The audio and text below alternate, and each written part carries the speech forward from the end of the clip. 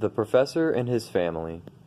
On the 24th of May, 1863, my uncle, Professor Liedenbrock, rushed into his little house, number 19 Königstrasse, one of the oldest streets in the oldest portion of the city of Hamburg. Martha must have concluded that she was very much behindhand, for the dinner had only just been put into the oven. "Well now," said I to myself, "if that most impatient of men is hungry, what a disturbance he will make!" "Liedenbrock so soon!" cried poor Martha in great alarm, half opening the dining-room door.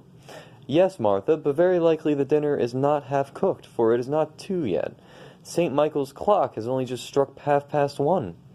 "Then why has the master come home so soon?"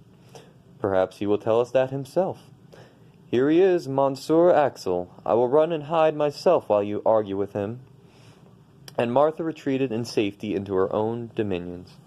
I was left alone, but how was it possible for a man of my undecided turn of my mind to argue successfully with so inescapable a person as the Professor?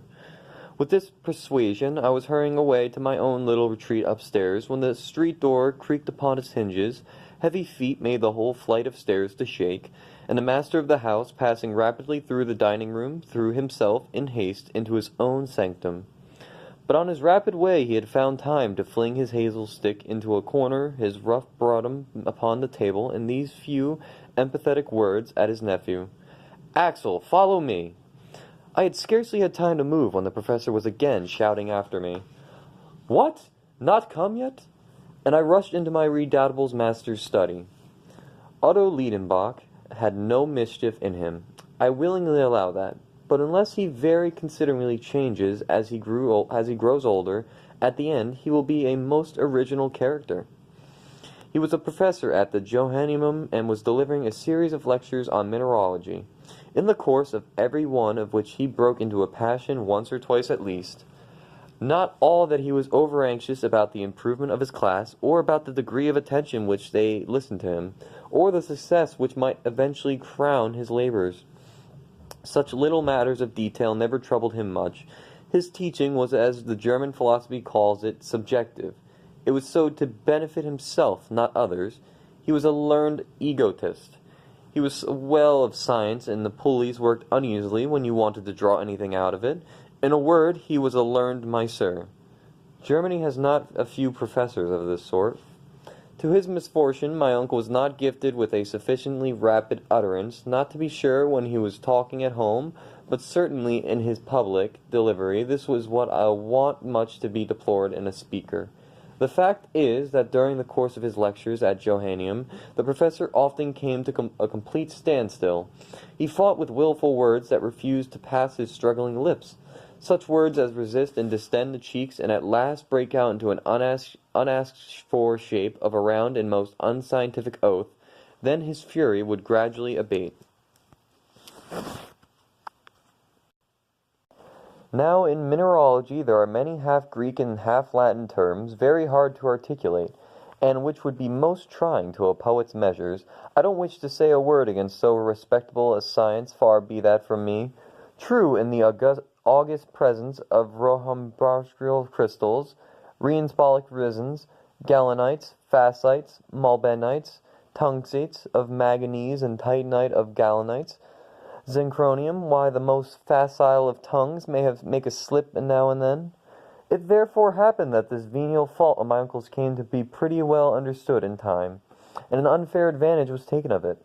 The students laid wait for him in the dangerous places, and when he began to stumble, loud was the laughter, which is not good in taste, not even in the Germans, and if there was always a full audience to honor the Liedenbrock courses, I should be sorry to conjecture how many came to make merry at my uncle's expense.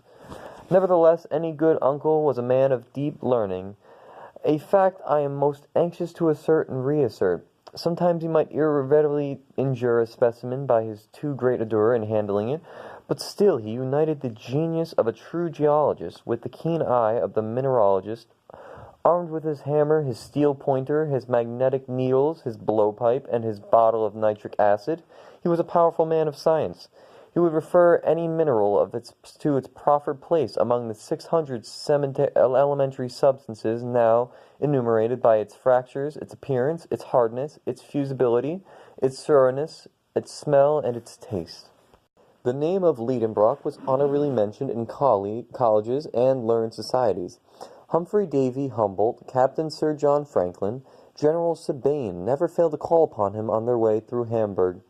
Berkwell, Evelyn, Brewster, Dumas, Milne Edwards, St. Clair Deville frequently consulted him upon the most difficult problems in chemistry, a science which was indebted to him for considerable discoveries, for in 1853 there appeared at Leipzig an imposing folio by Otto Liedenbrock, entitled A Treatise Upon Transcendental Chemistry, with plates, a work, however, which failed to cover its expenses. To all these titles to honor, let me add that my uncle was the curator of the Museum of Mineralogy, formed by M. Sturv, the Russian ambassador, a most valuable collection of the fame of which it is European. Such was the gentleman who addressed me in that impetuous manner. Fancy a tall, spare man of an iron constitution. Complexion, eyes were in instant motion behind his full-sized spectacles. His long, thin nose was like a knife blade. Boys have been heard to remark that the organ was magnetized and attracted iron filings. But this was merely a mischievous report. It had no attraction except for snuff, which it seemed to draw to itself in great quantities. When I have added to complete my portrait that my uncle walked by mathematical strides of 1.5 yards, and in that walking he kept his fist firmly closed, a sure sign of an irritable temperament, I think I shall have said enough to disenchant anyone who should by mistake have coveted much of his company. He lived in his own little house in Kognenstrasse, a structure half brick and half wood, with a gable cut into the steps. It looked upon one of those winding canals which intersect each other in the middle of the ancient quarter of Hamburg, and which the great fire of 1842 had fortunately spared. It is true that the old house stood slightly off the perpendicular and bulged out towards the street. Its roof sloped a little to one side, like the cap over the left ear of a Tungelbud student. Its lines wanted accuracy, but after all it stood firm, thanks to an old elm which buttressed it in the front, and which often in spring sent its young sprays through the window panes. My uncle was tolerably well off for a German professor. The house was his own, and everything in it. The living contents were his goddaughter Graben, a young Verdantes of 17, Martha and myself. As his nephew and an orphan, I became his laboratory assistant. I freely confess that I was exceedingly fond of geology and its all kindred sciences. The blood of a mineralogist was in my veins, and in the midst of my specimens I was always happy. In a word, a man might have lived happily enough in the little old house in the Kognstrasse, in spite of the restless impatience of its master, for although he was little too excitable, he was very fond of me. But the man had no notion to wait, as nature himself was too slow for him. In April, after he had planted in the terracotta plants outside his window, seedling plants of mangani and convolvulus, he would go and give them a little pull by their leaves to make them grow faster. In dealing with such a strange individual, there was nothing for it but prompt obedience. I therefore rushed after him. A mystery to be solved at any price. That study of his was a museum and nothing else. Specimens of everything known in mineralogy lay there in their places in perfect order and correctly named, divided into inflammable, metallic, and lithoid minerals. How well I knew all these bits of science! Many a time, instead of enjoying the company of lads my own age, I had preferred dusting these graphites, antirradics, coals, lignites, and peats. And there was bitumens, resins, organic salts to be protected from the least grain of dust, and metals from iron to gold, metal whose current value altogether disappeared in the presence of the republic equality of scientific specimens, and stones too. Enough to rebuild entirely the house in Kognstrasse, even with a handsome additional room which would have suited me admirably. But on entering the study now, I thought of none of all these wonders. My uncle alone filled my thoughts. He He had thrown himself into a velvet easy-chair and was grasping between his hands a book over which he bent pondering with intense admiration. "Here's a remarkable book. What a wonderful book," he was explaining.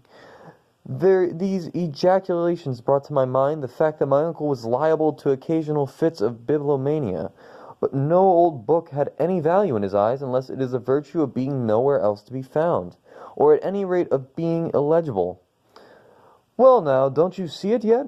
Why, I've got a priceless treasure that I found this morning, in rummaging in old Hilliard's shop, the Jew." "Magnificent!" I replied, with good imitations of enthusiasm. What was the good of all this fuss about an old quarto bound in rough calf, a yellow faded volume with a ragged seal depending from it?